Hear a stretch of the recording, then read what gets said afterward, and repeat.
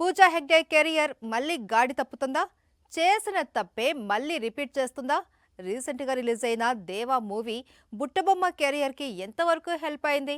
చేతిలో ఉన్న సినిమాలు తన ఫ్యూచర్ని ఎలా డిసైడ్ చేయబోతున్నాయి? Take a look. Kannada beauty Pooja హెగ్డేకు టాలీవుడ్ లో ఆఫర్లు తగ్గాయి. చేతిలో ఉన్న సినిమాలు చేజారిపోయాయి. అందుకే బాలీవుడ్ వెళ్ళింది. షాహిద్ కపూర్ తో కలిసి దేవా సినిమా చేసింది. రీసెంట్ గా రిలీజ్ అయిన ఈ మూవీ మిక్స్డ్ టాక్ తెచ్చుకుంది.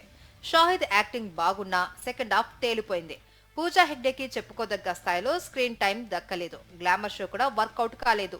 దీంతో బుట్టబొమ్మ కెరియర్ మళ్లీ డౌట్ లో పడింది. పూజా చేతిలో ఇప్పుడు 3 తమిళ సినిమాలు ఉన్నాయి. ఇందులో ఒకటి విజయ్ జననాయకన్ కాగా మిగిలినవి సూర్య రెట్రో, రాఘవ లారెన్స్, కాంచనా 4. ఈ 3 భారీ ప్రాజెక్టులే. హిట్ అయితే పూజా కెరియర్ బౌన్స్ బ్యాక్ అవుతుంది.